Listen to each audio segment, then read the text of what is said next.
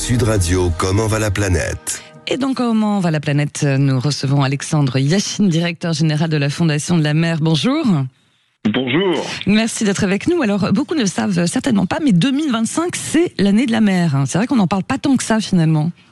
Non, on n'en parle pas assez, en tout cas. Oui, c'est l'année de la mer en France, et ce sera en France la 3e conférence des Nations Unies que nous accueillons à Nice en juin prochain. C'est fondamental et c'est important parce qu'on est à un moment charnière où il faut accélérer la protection de l'océan. Et on peut le faire, mais on peut pas le faire sans l'adhésion de tous, parce que nous avons tous un lien à l'océan.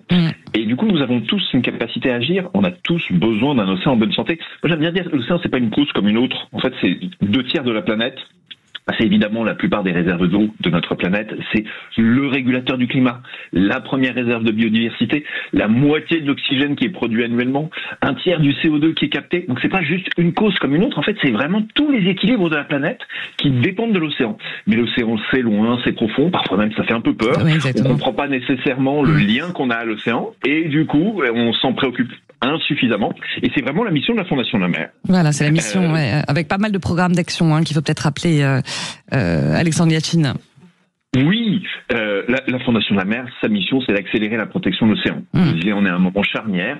Ce qui est fabuleux, on va avoir une petite note positive ce matin. Ce qui est fabuleux, c'est que quand on agit, on voit sur le terrain, on voit dans l'océan les conséquences fabuleuses et parfois au-delà de ce qu'on pouvait imaginer de notre action. La vie revient à foison, on peut encore agir et il faut agir vite. Et la mission de la Fondation de la Mer, c'est d'être un accélérateur en étant au service de tout un écosystème qui agit et puis en faisant en sorte que ceux qui n'agissent pas encore puissent s'engager très concrètement avec des outils. Des outils pour comprendre notre lien à l'océan, notre capacité à agir, et puis des outils très concrètement pour agir. On le fait à tous les niveaux, en contribuant bien sûr au débat public, en soutenant de jeunes chercheurs, la science, en éduquant les jeunes en France avec un partenariat très important avec le ministère de l'Éducation nationale. On fait l'échelle d'une classe d'âge, en sensibilisant tous les publics, tous. Et puis on a des programmes de terrain qui sont absolument fabuleux pour pouvoir lutter contre les pollutions et puis protéger les espèces, protéger la biodiversité, les écosystèmes partout en France et puis dans la francophonie. Bon, ce qui est bien, c'est qu'on sent votre enthousiasme et on en a bien besoin, Alexandre Yachine. Justement, carrément, vous avez révélé un programme, les engagés pour l'océan, avec des lauréats, 4 récompensés pour leur action en faveur de l'océan. Vous pouvez nous donner, des exemples un peu concrets qui sont ces personnes-là. Pourquoi la fondation, votre fondation, les a sélectionnés alors ? Mais oui, bien sûr.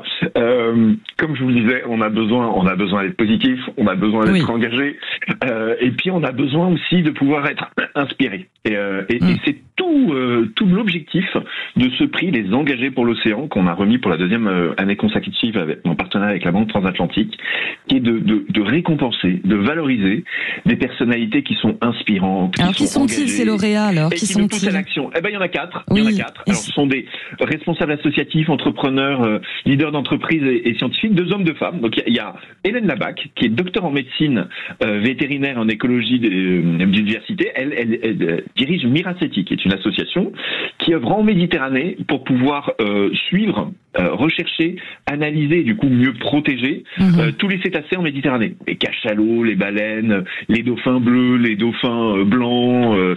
Et c'est important parce qu'en Méditerranée, la Méditerranée c'est une petite mer, moins d'1% de la surface mondiale, mais il y a une surdensité des espèces de mammifères marins. Donc c'est important de pouvoir bien les étudier, mais la recenser. Elle a un engagement qui est fabuleux. La deuxième, c'est Véronique Raoult. Elle est présidente d'une start-up niçoise qui s'appelle Inalve. Et alors eux, ils sont fabuleux. Ils ont développé un processus de production de micro-algues sur biofilm. Bon, ça paraît un petit peu technique comme ça.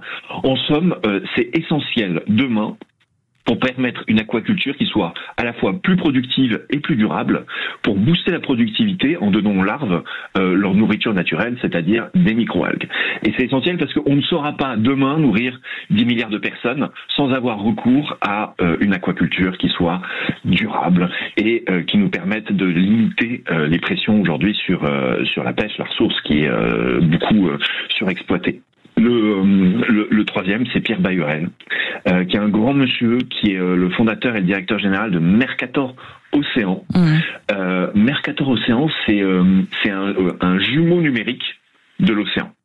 Et ils veulent développer, ils développent d'ailleurs, une cartographie de l'océan numérique. Ouais. Qui permet de décrire, d'analyser et de prévoir l'état de l'océan. En fait, l'objectif, c'est que demain, on puisse dire quel océan fait-il, au même titre que nous, on se demande quel temps fait-il. C'est ça. Et ça a des applications absolument extraordinaires. On pourrait parler très très longtemps encore avec vous, mais on arrive à la fin de cet entretien. Mais de toute façon, pour les auditeurs qui nous écoutent, fondationdelamer.org, pour se mobiliser, puis pour en savoir un petit peu plus, en tout cas c'était passionnant, voilà, et d'en savoir un peu plus sur ces engagés pour l'océan. En vous remerciant d'avoir été avec nous, Alexandre Yachine. Merci beaucoup. Merci à vous. À très bientôt et bravo pour votre pêche.